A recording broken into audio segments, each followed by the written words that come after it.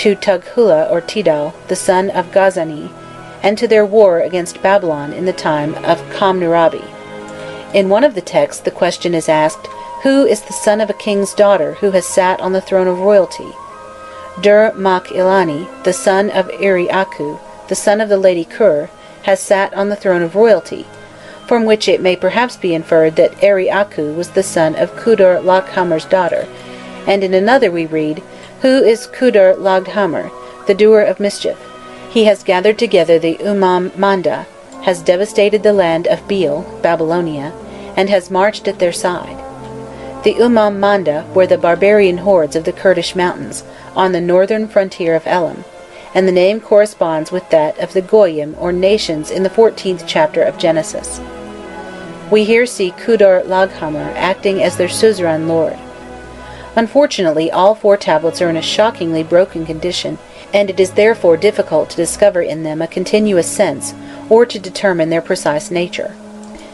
They have, however, been supplemented by further discoveries made by Dr. Schiele at Constantinople. Among the tablets preserved there, he has found letters from Hammurabi to his vassal Sin-Idinam of Larsa, from which we learn that Sin-Idinam had been dethroned by the Elamites Kudur-Mabag and Eri-Aku, and had fled for refuge to the court of Hammurabi at Babylon. In the war which subsequently broke out between Hammurabi and Kudur-Laghammer, the king of Elam, who it would seem exercised suzerainty over Babylonia for 7 years, Sin-Idinam gave material assistance to the Babylonian monarch, and Hammurabi accordingly bestowed presents upon him as a recompense for his valor on the day of the overthrow of Kudur-Laghammer. I must also refer to a fine scarab, found in the rubbish mounds of the ancient city of Kom-Ombos in Upper Egypt, which bears upon it the name of Sut-Ku-Aphopi. It shows us that the author of the story of the expulsion of the Hyksos, in calling the king Ra-Aphopi, merely, like an Orthodox Egyptian, substituted the name of the god of Heliopolis for that of the foreign deity. Equally interesting are the scarabs brought to light by Professor Flinders Petrie, on which a hitherto unknown Yaakov Hal, or Jacob El, receives the titles of a pharaoh. In volumes 7, 8, and 9, Professor Maspero concludes his monumental work on the history of the ancient East. The overthrow of the Persian Empire by the Greek soldiers of Alexander marks the beginning of a new era. Europe at last enters upon the stage of history, and becomes heir of the culture and civilization of the Orient. The culture which had grown up and developed on the banks of the Euphrates and Nile passes to the west, and there assumes new features and is inspired with a new spirit. The East perishes of age and decrepitude, its strength is outworn, its power to initiate is past. The long ages through which it had toiled to build up the fabric of civilization are at an end. Fresh races are needed to carry on the work which it had achieved. Greece appears upon the scene, and behind Greece looms the colossal figure of the Roman Empire. During the past decade, excavation has gone on apace in Egypt and Babylonia, and discoveries of a startling and unexpected nature have followed in the wake of excavation. Ages that seemed prehistoric stepped suddenly forth into the day-dawn of history. Personages whom a skeptical criticism had consigned to the land of myth or fable are clothed once more with flesh and blood, and events which had been long forgotten demand to be recorded and described.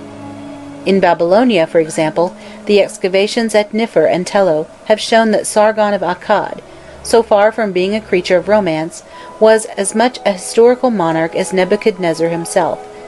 Monuments of his reign have been discovered, and we learn from them that the empire he is said to have founded had a very real existence. Contracts have been found dated in the years when he was occupied in conquering Syria and Palestine, and a cadastral survey that was made for the purposes of taxation mentions a Canaanite who had been appointed governor of the land of the Amorites.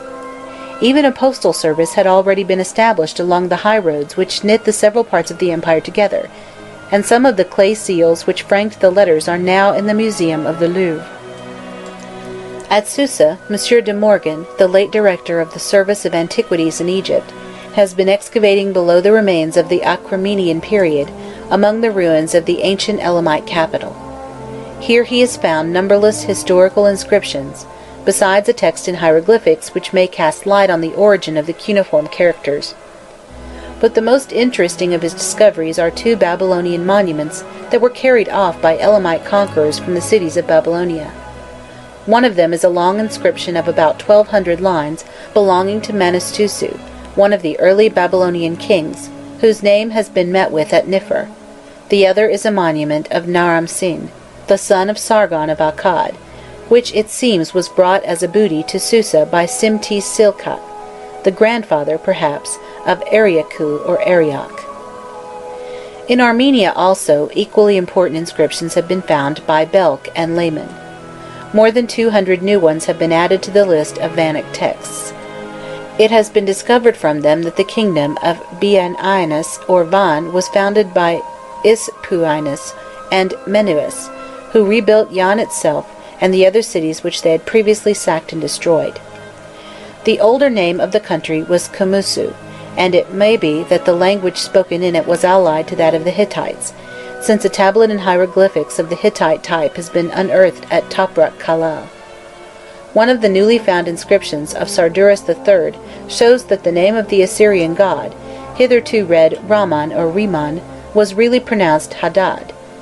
It describes a war of the Vannic king against Assur-Nirari, son of Hadad-Nirari, Adad-Nirari of Assyria, thus revealing not only the true form of the Assyrian name, but also the parentage of the last king of the older Assyrian dynasty.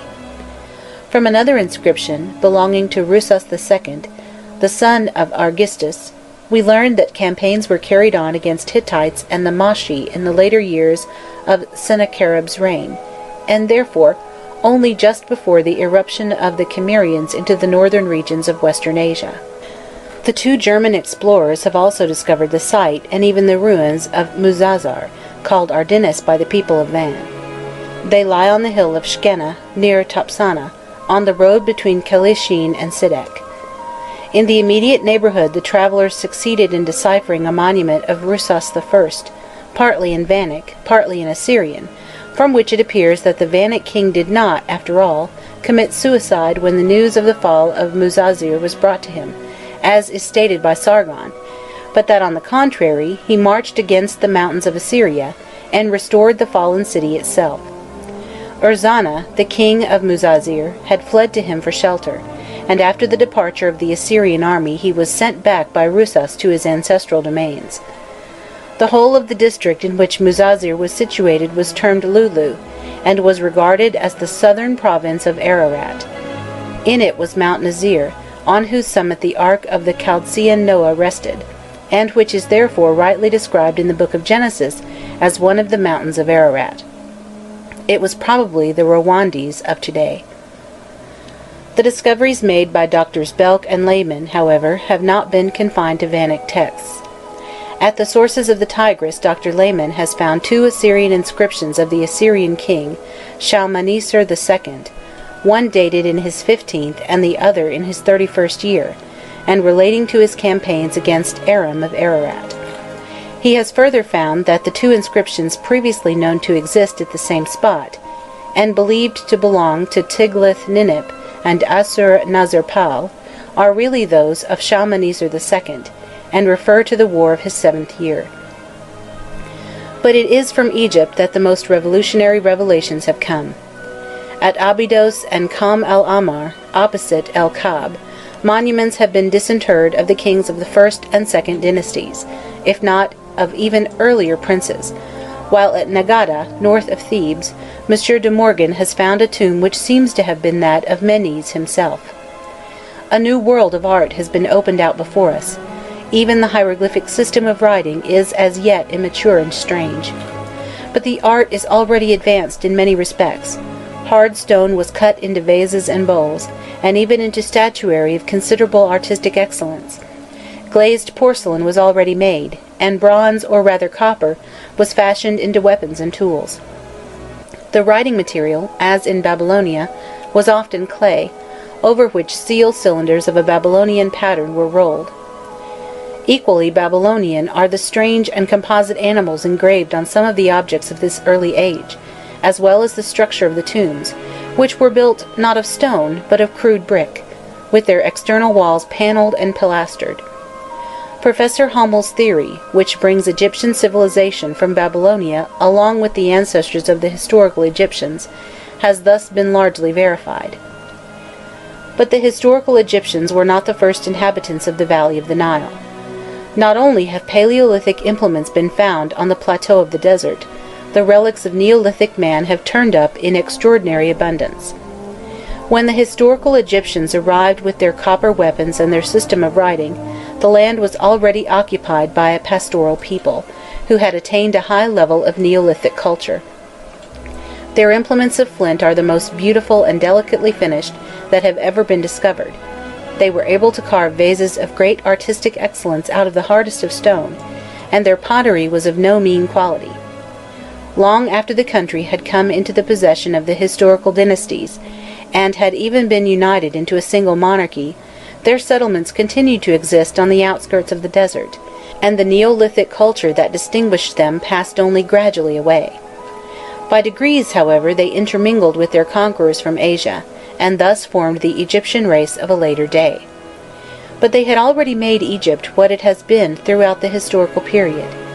Under the direction of the Asiatic immigrants and of the engineering science whose first home had been in the alluvial plain of Babylonia, they accomplished those great works of irrigation which confined the Nile to its present channel, which cleared away the jungle and the swamp that had formerly bordered the desert, and turned them into fertile fields. Theirs were the hands which carried out the plans of their more intelligent masters, and cultivated the valley when once it had been reclaimed.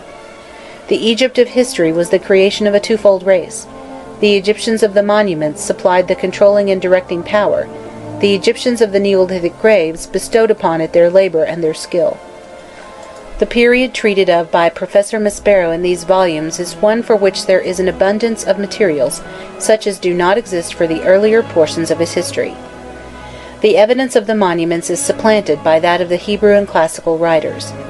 But on this very account it is in some respects more difficult to deal with, and the conclusions arrived at by the historian are more open to question and dispute.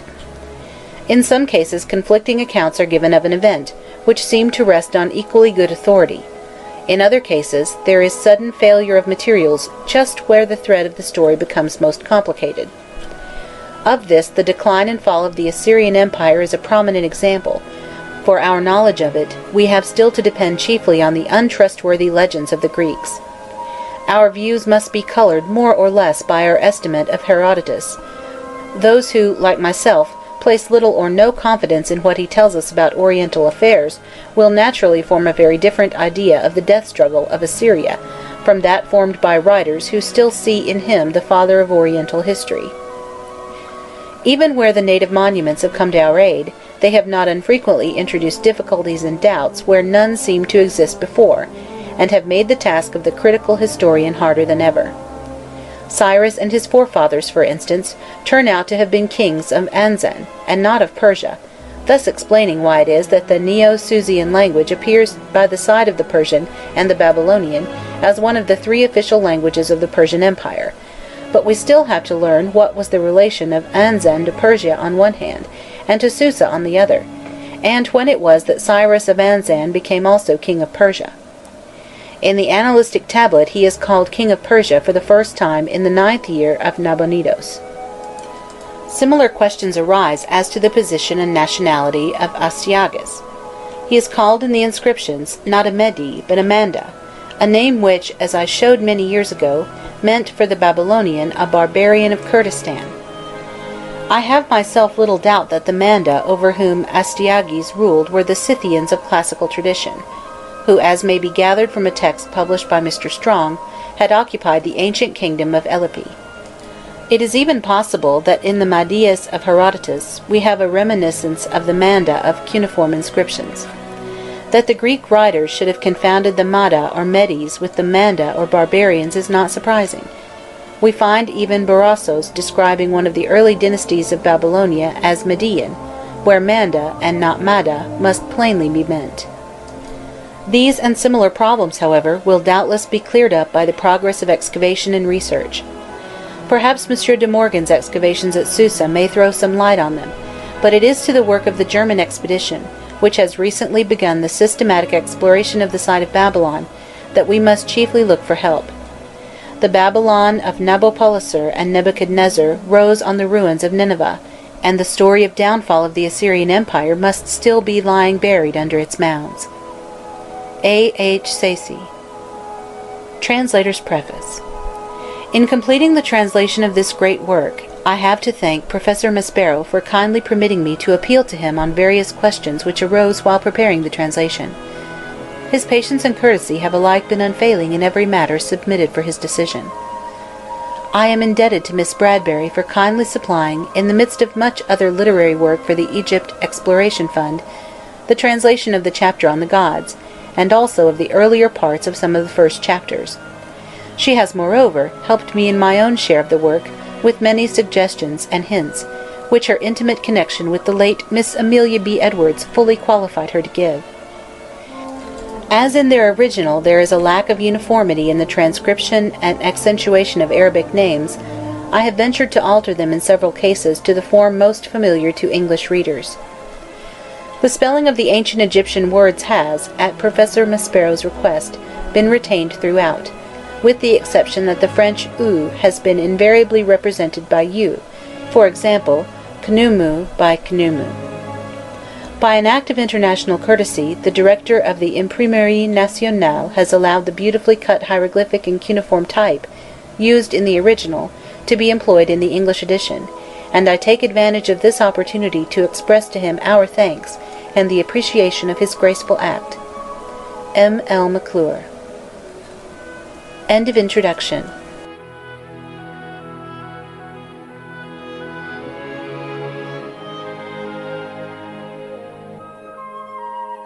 Chapter 1. The Nile and Egypt, Part 1. A long, low, level shore, scarcely rising above the sea, a chain of vaguely defined and ever-shifting lakes and marshes, then the triangular plain beyond, whose apex is thrust 30 leagues into the land. This, the delta of Egypt, has gradually been acquired from the sea, and is, as it were, the gift of the Nile. The Mediterranean once reached to the foot of the sandy plateau on which stand the pyramids, and formed a wide gulf where now stretches plain beyond plain of the delta. The last undulations of the Arabian hills, from Gebel Makkatam to Gebel Genefa, were its boundaries on the east, while a sinuous and shallow channel running between Africa and Asia united the Mediterranean to the Red Sea. Westward, the littoral followed closely the contour of the Libyan plateau, but a long limestone spur broke away from it at about 31 degrees north, and terminated in Cape Abukir. The alluvial deposits first tilled up the depths of the bay, and then, under the influence of the currents which swept along its eastern coasts, accumulated behind that rampart of sandhills, whose remains are still to be seen near Benha. Thus was formed a miniature delta, whose structure pretty accurately corresponded with that of the great delta of today. Here the Nile divided into 3 divergent streams, roughly coinciding with the southern courses of the Rosetta and Damietta branches, and with the modern canal of Abu Menega. The ceaseless accumulation of mud brought down by the river soon overpassed the first limits, and steadily encroached upon the sea until it was carried beyond the shelter furnished by Cape Abukir. Thence it was gathered into the great littoral current, flowing from Africa to Asia, and formed an incurvated coastline ending in the headland of Cassios, on the Syrian frontier. From that time Egypt made no further increase towards the north, and her coast remains practically such as it was thousands of years ago. The interior alone has suffered change, having been dried up, hardened, and gradually raised. Its inhabitants thought they could measure the exact length of time in which this work of creation had been accomplished. According to the Egyptians, Menes, the first of their mortal kings, had found, so they said, the valley under water. The sea came in almost as far as the Fayum, and excepting the province of Thebes, the whole country was a pestilential swamp. Hence the necessary period for the physical formation of Egypt would cover some centuries after Menes. This is no longer considered a sufficient length of time, and some modern geologists declare that the Nile must have worked at the formation of its own estuary for at least 74,000 years. This figure is certainly exaggerated, for the alluvium would gain on the shallows of the ancient Gulf far more rapidly than it gains upon the depths of the Mediterranean. But even though we reduce the period, we must still admit that the Egyptians little suspected the true age of their country.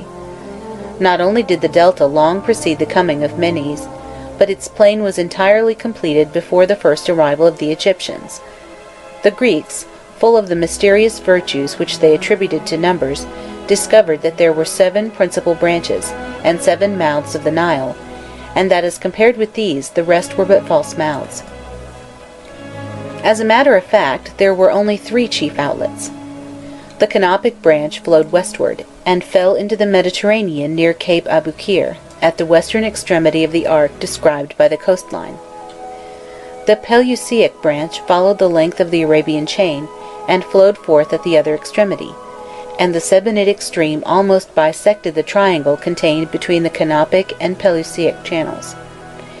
2,000 years ago, these branches separated from the main river at the city of Circosaurus, nearly 4 miles north of the site where Cairo now stands. But after the Peleusaic branch had ceased to exist, the fork of the river gradually wore away from the land from age to age, and is now some 9 miles lower down. These 3 great waterways are united by a network of artificial rivers and canals, and by ditches, some natural, others dug by the hand of man, but all ceaselessly shifting. They silt up, close, open again, replace each other, and ramify in innumerable branches over the surface of the soil, spreading life and fertility on all sides. As the land rises towards the south, this web contracts and is less confused, while black mold and cultivation alike dwindle, and the fawn-colored line of the desert comes into sight. The Libyan and Arabian hills appear above the plain, draw nearer to each other, and gradually shut in the horizon until it seems as though they would unite. And there the delta ends, and Egypt proper has begun. It is only a strip of vegetable mold stretching north and south between the regions of drought and desolation, a prolonged oasis on the banks of the river, made by the Nile and sustained by the Nile. The whole length of the land is shut in between 2 ranges of hills, roughly parallel at a mean distance of about 12 miles. During the earlier ages, the river filled all this intermediate space, and the sides of the hills, polished, worn, blackened to their very summits, still bear the unmistakable traces of its action. Wasted and shrunken within the depths of its ancient bed, the stream now makes a way through its own thick deposits of mud. The bulk of its waters keep to the east, and constitutes the true Nile, the great river of the hieroglyphic inscriptions. A second arm flows close to the Libyan desert, here and there formed into canals, elsewhere left to follow its own course. From the head of the delta to the village of Demt it is called the Bahr Yusuf. Beyond Derut, up to Gebel Silsila, it is the Ibrahimia, the Sohagia, the Rayan. But the ancient names are unknown to us. The western Nile dries up in winter throughout all its upper courses, where it continues to flow.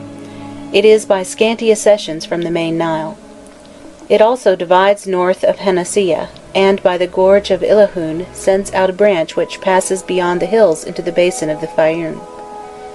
The true Nile, the eastern Nile, is less a river than a sinuous lake encumbered with islets and sandbanks, and its navigable channel winds capriciously between them, flowing with a strong and steady current below the steep, black banks cut sheer through the alluvial earth. There are light groves of the date palm, groups of acacia trees and sycamores, square patches of barley or of wheat, fields of beans or of bersim, and here and there a long bank of sand which the least breeze raises into whirling clouds. And over all there broods a great silence, scarcely broken by the cry of birds, or the song of rowers in a passing boat. Something of human life may stir on the banks, but it is softened into poetry by distance. A half-veiled woman, bearing a bundle of herbs upon her head, is driving her goats before her. An irregular line of asses or of laden camels emerges from one hollow of the undulating road, only to disappear within another. A group of peasants, crouched upon the shore, in the ancient posture of knees to chin, patiently awaits the return of the ferry-boat. A dainty village looks forth smiling from beneath its palm trees. Near at hand it is all naked filth and ugliness, a cluster of low grey huts built of mud and lath, 2 or 3 taller houses, whitewashed, an enclosed square shaded by sycamores, a few old men, each seated peacefully at his own door, a confusion of fowls, children, goats, and sheep, half a dozen boats made fast ashore. But as we pass on, the wretchedness all fades away, meanness of detail is lost in light, and long before it disappears at a bend of the river, the village is again clothed with gaiety and serene beauty. Day by day, the landscape repeats itself. The same groups of trees alternate with the same fields, growing green or dusty in the sunlight according to the season of the year. With the same measured flow, the Nile winds beneath its steep banks and about its scattered islands. One village succeeds another, each alike smiling and sorted under its crown of foliage.